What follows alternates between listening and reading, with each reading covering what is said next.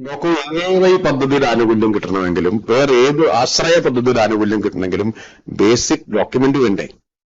Ration card വേണം, voter ID card, ഏതെങ്കിലും അല്ലെങ്കിൽ ആധാർ കാർഡ് വേണം.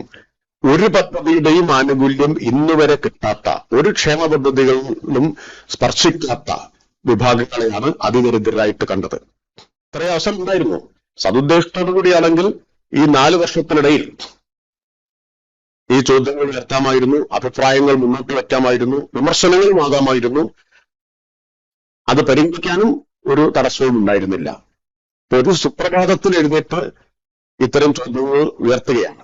രാഷ്ട്രീയ പ്രചാരവേലയുടെ വക്താക്കളായി മാറുന്നതും അസ്വീകാര്യമാണ് എന്ന് വിനീതമായിട്ട് ഞാൻ പറയട്ടെ.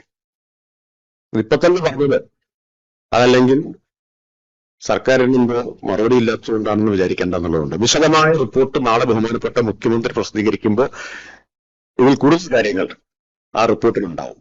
റേഷൻ കാർഡ്, ആധാർ, ഇതൊന്നുമില്ലാത്ത, തിരിച്ചറിയാൻ ഐഡന്റിറ്റി വ്യക്തമാക്കുന്ന രേഖകൾ പോലും ഇല്ലാത്ത ആളുകൾ, അവരെ അതിദരിദ്രരായിട്ട്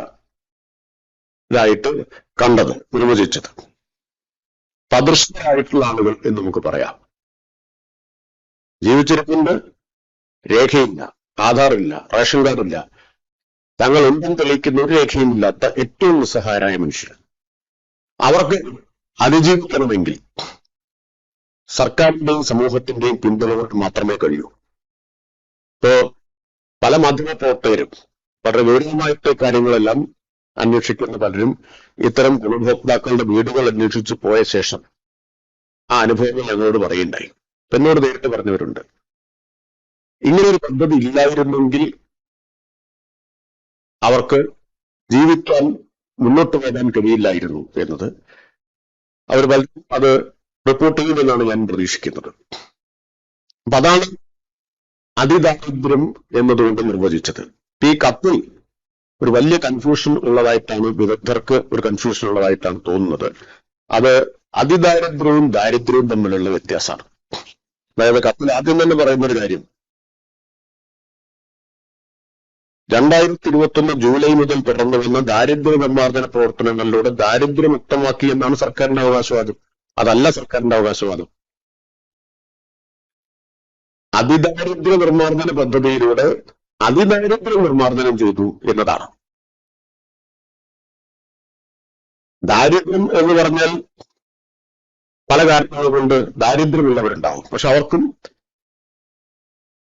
വരുമാനം, തൊഴിൽ ശേഷി എന്നിവയൊക്കെ വെച്ച് ചുരുങ്ങിയ നിലയിൽ ജീവിതം മുന്നോട്ട് കൊണ്ടുപോകാൻ പറ്റും.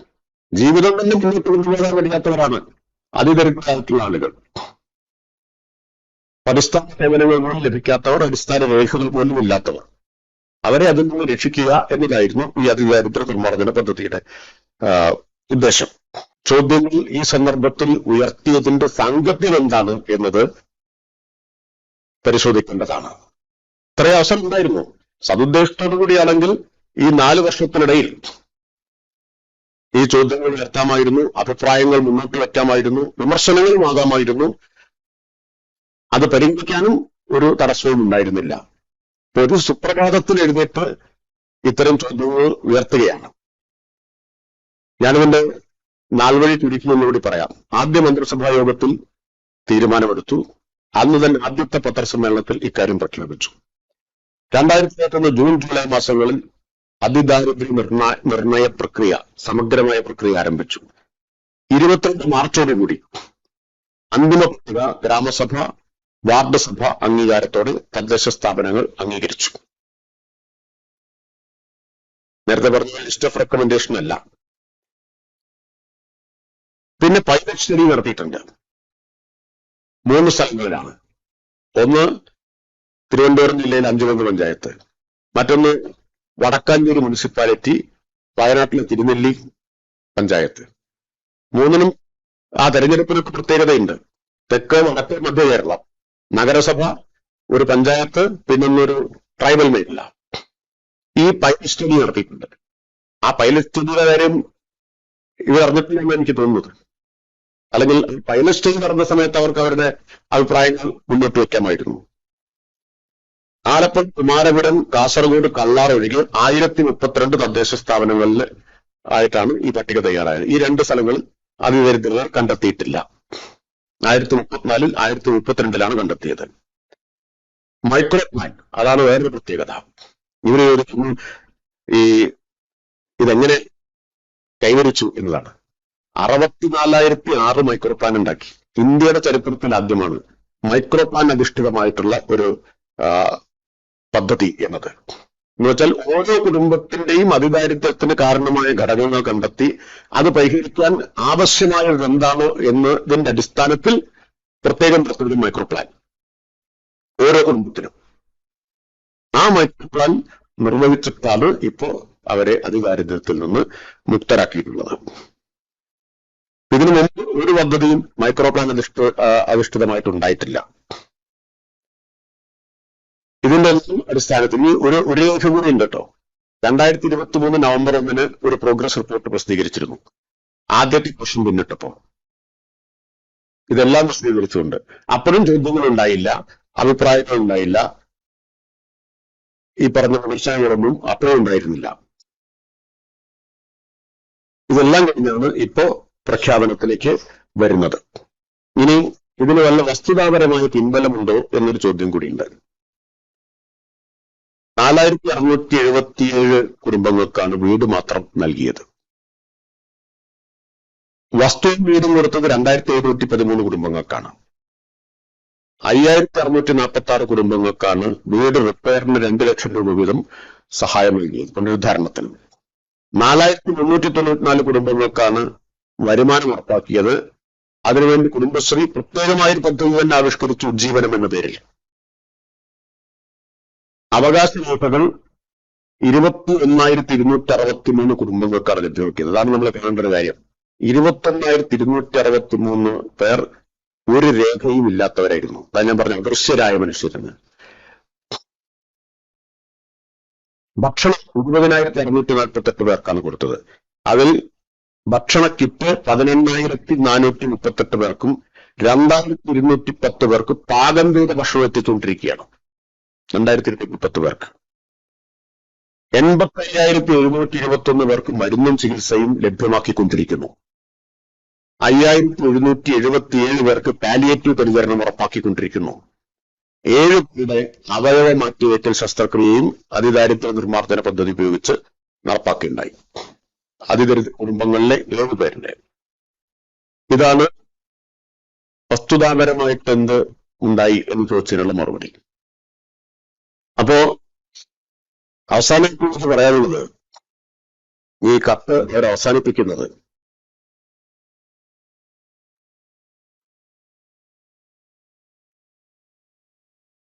അതിദാരിദ്ര്യ നിർമ്മാർജ്ജനം ലാഘവത്തോടെ കൈകാര്യം ചെയ്യേണ്ട പ്രശ്നമല്ല, അതിനെ ഒരു പ്രചാരവേലയാക്കുന്നത് അസ്വീകാര്യമാണ് എന്ന് പറഞ്ഞാണ്.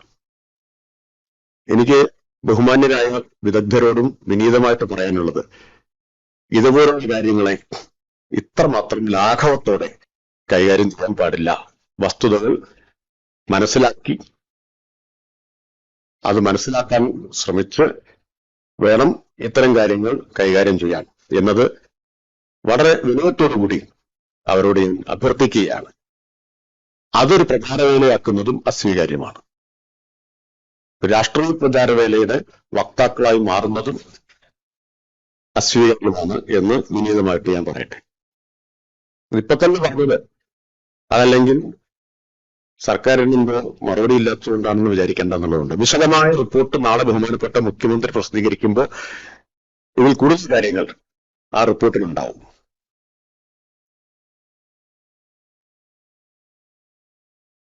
ഇനി എന്തൊക്കെ ചോദ്യങ്ങൾ ഉണ്ടാകാം?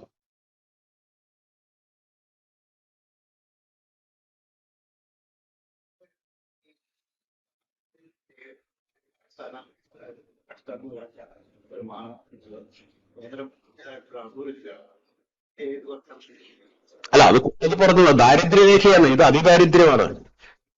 ഏറ്റവും കൂടുതൽ കേന്ദ്രം അംഗീകരിച്ച ദാരിദ്ര്യരേഖ മാനദണ്ഡപ്രകാരം വരുമാനം 60 രൂപയിൽ താഴെ വരുമാനമുള്ളവരാണ് ദരിദ്രരായിട്ട് വരുന്നത്.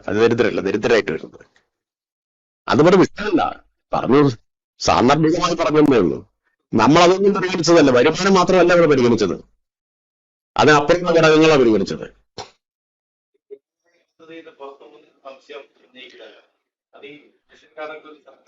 നോക്കൂ, ഏത് പദ്ധതിയുടെ ആനുകൂല്യം കിട്ടണമെങ്കിലും, വേറെ ഏത് ആശ്രയ പദ്ധതിയുടെ ആനുകൂല്യം കിട്ടണമെങ്കിലും ബേസിക് ഡോക്യുമെന്റ് വേണ്ടേ? റേഷൻ കാർഡ് വേണം, വോട്ടർ ഐ ഡി കാർഡ്, ഏതെങ്കിലും അല്ലെങ്കിൽ ആധാർ കാർഡ് വേണം. ഒരു പദ്ധതിയുടെയും ആനുകൂല്യം ഇന്നുവരെ കിട്ടാത്ത, ഒരു ക്ഷേമ പദ്ധതികളിലും സ്പർശിക്കാത്ത വിഭാഗങ്ങളെയാണ് അതിദരിദ്രരായിട്ട് കണ്ടത്.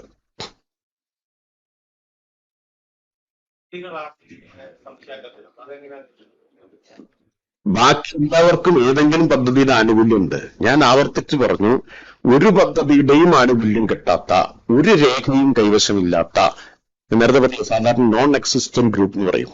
അതിന് ഏറെക്കുറെ മലയാളമാണ്. അദൃശ്യരായിട്ടുള്ള ആളുകൾ ജീവിച്ചിരിപ്പുണ്ട്, പക്ഷെ ആരുടെയും ശ്രദ്ധയിൽ അവർ വരുന്നില്ല. അതുകൊണ്ടാണല്ലോ ഇതുവരെ ഒരു ആനുകൂല്യം കിട്ടാതെ പോയത്. അവരെ അന്വേഷിച്ച് തെരഞ്ഞുപിടിച്ച് കണ്ടെത്തുകയാണ് ചെയ്തത്. എന്നിട്ട് അവരെ അതിൽ നിന്ന് മോചിപ്പിക്കാൻ സർക്കാരിന്റെ ഇടപെടലില്ലെങ്കിൽ അതിജീവനം തന്നെ അസാധ്യമായിട്ടൊരു വിഭാഗമുണ്ട്. അവരെയാണ് ടാർഗറ്റ് ചെയ്തത്.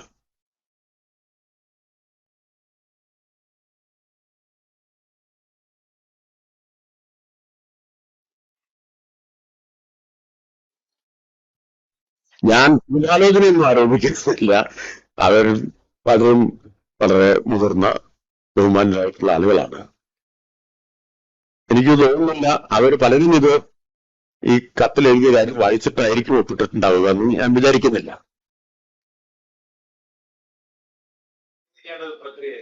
തീർച്ചയായിട്ടും അതും ഉടൻ തന്നെ വ്യക്തമാക്കും. മിക്കവാറും നാളെ തന്നെ അതും വ്യക്തമാക്കും. ഇതൊരു തുടർ പ്രവർത്തനം ഇതിന്റെ ഉണ്ടാവും. ബഹുമാനപ്പെട്ട മുഖ്യമന്ത്രി അത്തരം കാര്യങ്ങളെല്ലാം വ്യക്തമാക്കും.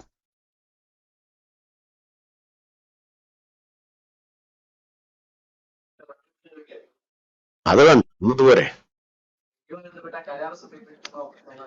ഞാൻ ഈ ഇതിനിടയ്ക്ക് അതൊന്നും ശ്രദ്ധിച്ചിട്ടില്ല. വകുപ്പിൽ നിന്ന് വരേണ്ട കാര്യമില്ല, അത് GCD വരില്ലത്. എന്താ നമുക്കിപ്പോ തൽക്കാലത്തിൽ ബാക്കി കാര്യങ്ങള് അതൊക്കെ GCD നോക്കുന്ന കാര്യങ്ങളാണ്. ഞാൻ പറയാൻ വന്നത് എന്താന്ന് വെച്ചാൽ, പലരും നിങ്ങൾ ഒറ്റയ്ക്ക് പ്രതികരണം ചോദിച്ചിട്ടുണ്ടായിരുന്നു. അങ്ങനെ ഒറ്റയ്ക്ക് മാത്രം പ്രതികരണം ഒതുക്കേണ്ട കാര്യമില്ലെന്ന് തോന്നിയത് കൊണ്ടാണ്.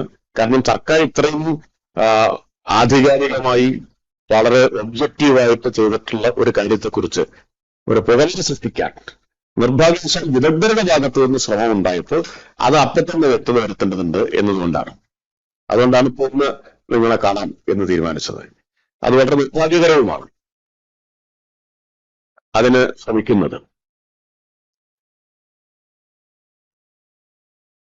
ബാക്കി കാര്യങ്ങളെല്ലാം നാളെ വിപുലമായിട്ട് കേരളം മുഴുവൻ ഒരു ആഘോഷത്തിന്റെ അന്തരീക്ഷത്തിലാണ്. ഇപ്പോ സമ്പൂർണ്ണ സാക്ഷരതയ്ക്ക് ഒക്കെ സമാനമായിട്ടുള്ളൊരു ചരിത്ര നേട്ടം കേരളം കൈവരിക്കുകയാണ്. അതില് നമ്മൾ എല്ലാവരും അഭിമാനിക്കുകയാണ് ചെയ്യേണ്ടത്. ആ ഒരു അഭിമാന മുഹൂർത്തത്തിൽ ഇതുപോലെ ഒരു പുകമറ സൃഷ്ടിക്കുന്നത് ഒരു നിമിഷം പോലും നിലനിൽക്കാൻ അനുവദിച്ചുകൂടാ എന്നതുകൊണ്ടാണ് ഇപ്പോൾ തന്നെ കണ്ടത് വ്യക്തമാക്കിയത്. ശരി.